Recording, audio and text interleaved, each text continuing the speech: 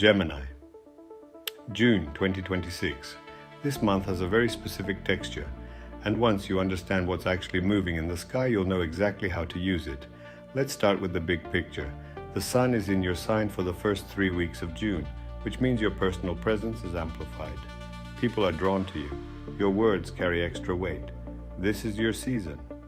And the planets are stacking up in a way that makes it genuinely productive.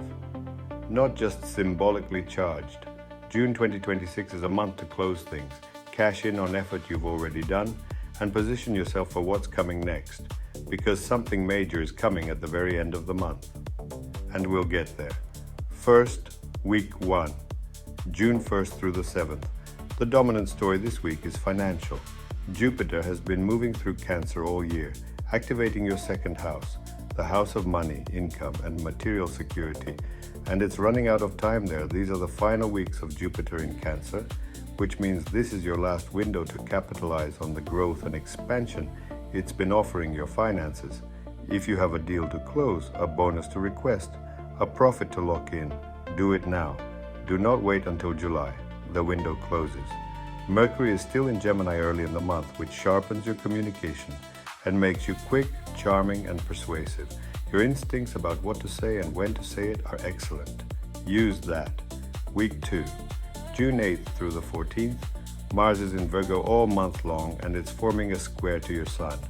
This is the background hum of June, low-grade friction, a tendency toward irritability, a feeling that things at home or in your immediate environment are resisting you. Appliances break, housemates or family members get on your nerves. Plans get disrupted by small, annoying logistics. Here's how to work with it rather than against it. Mars in Virgo in a square wants physical output. Give it a task, a renovation project, a deep clean, reorganizing your space. Any structured physical effort in the home environment will absorb that excess tension and actually leave you feeling better. Do not let it sit and fester into arguments. Around June 10th, Venus moves into Leo. This is a significant shift. Venus in Leo activates your third house, the house of communication, short travel, local connections, and everyday social life. From this point forward through the rest of the month, you become extraordinarily charming in conversation, not in a deep, intimate, one-on-one way, but in a bright, magnetic, everyone in the room notices you way. This is flirtation energy, new acquaintances energy, the kind of charm that makes people want to do business with you, want to be around you, want to introduce you to their friends. If you need to negotiate something important, pitch an idea, or have a conversation that requires you to be persuasive, schedule it for the second half of the month. Week 3, June 15th through the 21st.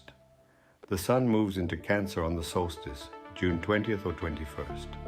This shifts the focus from your personal identity to your finances and values, reinforcing the second house theme that Jupiter has been building all year. The first few days after the solstice are excellent for budgeting, financial planning, and making practical decisions about money. On June 18th, Mercury enters Cancer as well.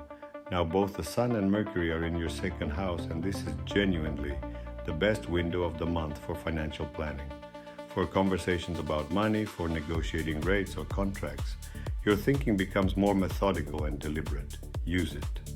This third week is also when Uranus, which has been moving through your sign for a while now, becomes most active for sudden insight. Don't be surprised if an idea lands that feels completely obvious in retrospect, but that you couldn't have seen a month ago. A new direction, a new identity, a new way of working. Uranus in Gemini is a years-long transit, and you're in the middle of a reinvention that is bigger than any single month. But the third week of June is when that current feels strongest. Week 4, June 22nd through the 30th. And then the 30th. Jupiter enters Leo on June 30th. This is the most important astrological event of the month, and arguably one of the most important events of the year for Gemini. Jupiter in Leo activates your third house, the same house Venus just lit up with charm and social magnetism, and Jupiter will stay there for a full year until summer 2027. What does a year of Jupiter in your third house look like? Travel, frequent, exciting, often short trips that accumulate into a rich experience of the world. learning, a course, a language, a skill that genuinely expands what you're capable of. Communication, your writing, speaking, or teaching reaches more people with more impact.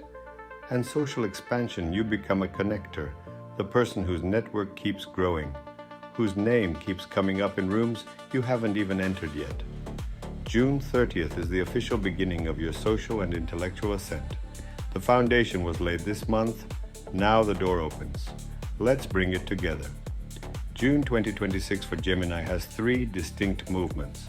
The first movement is financial urgency. Jupiter is leaving Cancer, and these are your last weeks to act on the income expansion it's been offering. Do not miss this window.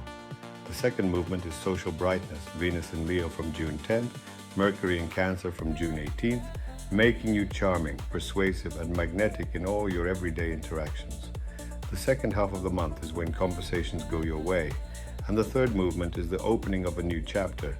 Jupiter into Leo on June 30th, beginning a year of travel, learning, and becoming known. The tension underneath all of it is Mars in Virgo squaring your Sun. It wants to create friction at home and in your body. Let it do useful work. Channel it into physical effort. Don't let it become arguments. There are no eclipses this month, no dramatic cosmic ruptures. What June 2026 offers Gemini is something rarer and more valuable. Clarity, momentum, and a clear ending that prepares a clear beginning. Use it well.